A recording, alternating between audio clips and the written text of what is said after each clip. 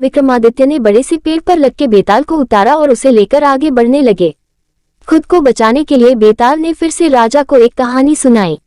बेताल कहता है, एक बार की बात है, कनकपुर नाम का एक शहर था जिसके राजा का नाम यशोधन था। वो राजा अपनी प्रजा का खूब ख्याल रखता था। उसी शहर में एक सेठ भी था जिसकी बेटी का नाम उन्मादिनी था। वो बहुत ही सुंदर और गुणी थी, उसे जो भी देखता वो उसे देखता ही रह जाता था। जब सेठ की बेटी बड़ी हुई तो सेठ ने उसकी शादी का निर्णय लिया। सेठ सबसे पहले राजा के पास अपनी बेटी की शादी का प्रस्ताव लेकर गया। सेठ ने राजा के पास जाकर कहा कि महाराज, मैं अपनी बेटी की शादी के बारे में सोच रहा हूँ। वो बहुत ही सुंदर, गुणी और विद्वान है।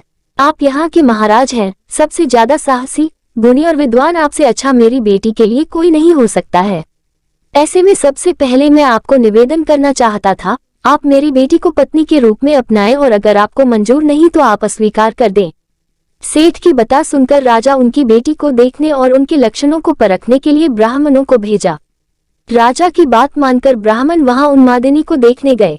ब्राह्मण उन्मादिनी को देखकर काफी खुश हुए, लेकिन दूसरे ही पल उन्हें इस बात की चिंता भी हुई कि अगर राजा ने इतनी खूबसूरत लड़की से शादी की तो वो पूरा दिन उन्हें देखते ही रहेंगे और प्रजा पर ध्यान नहीं दे पाएंगे।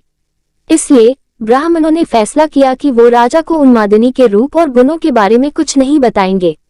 सारे ब्राह्मण राजा के पास पहुंचे और बोले कि राजा, वो लड़की अच्छी नहीं है, इसलिए आप उनसे शादी न करें। ब्राह्मणों की बात सुनकर राजा को लगा कि वो लोग सच बोल रहे हैं। राजा ने उन्मादिनी से शादी करने के लिए मना कर दिया। फिर सेठ ने राजा की अनुमति से राजा के सेनापति बलधर के साथ अपनी बेटी की शादी करा दी। उन्मादिनी शादी के बाद खुशी से रहने लगी, लेकिन कभी कभी उसके मन में ये बता जरूर आती थी कि राजा ने उसे बुरी औरत समझकर उसके साथ शादी करने से मना कर दिया था। एक बार बसंत के मौसम में राजा बसंत का मेला देखने निकले। राजा की सैर की खबर उन्मादिनी को भी मिली। वो देखना चाहती थी कि वो कौन राजा था जिसने उसके साथ शादी नहीं की।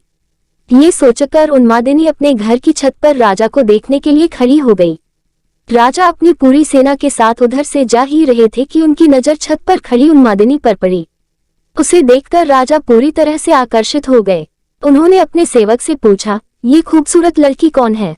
तब सेवक ने राजा को सारी कहानी बताई। ये वही लड़की है जिसके साथ ब्राह्मणों के कहने पर आपने शादी करने से मना कर दिया था। बाद में इसकी शादी सेनापति बलधर के साथ हो गई थी। पूरी बात सुनकर राजा को गुस्सा आया और उसने ब्राह्मणों को नगर छोड़ने की सजा दे दी। उसके बाद राजा बार बार यह बात सोचकर दुखी रहने लगा। उसे बार बार शर्म भी आ रही थी कि वो एक ऐसी लड़की के बारे में सोच रहा था जो पहले से ही शादीशुदा है।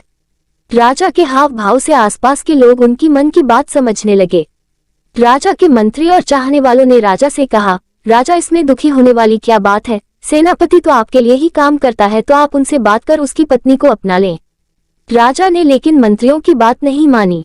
राजा का सेनापति बलधर, जिससे उन्मादिनी की शादी हुई थी, वो राजा का भक्त था।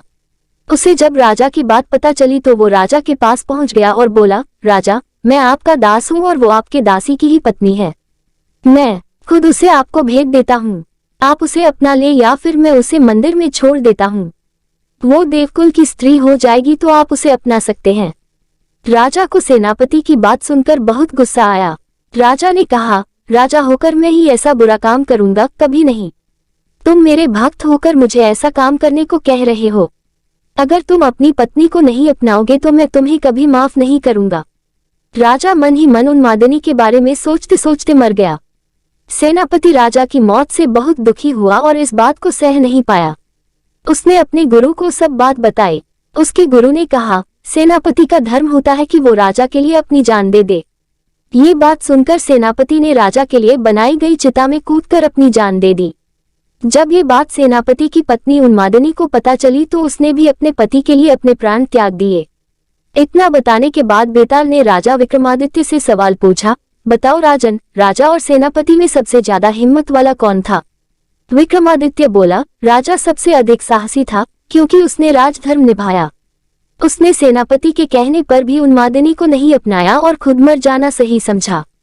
सेनापति एक अच्छा सेवक था, अपने राजा के लिए उसने अपनी जान दे दी। इसमें कोई चौंकाने वाली बात नहीं थी।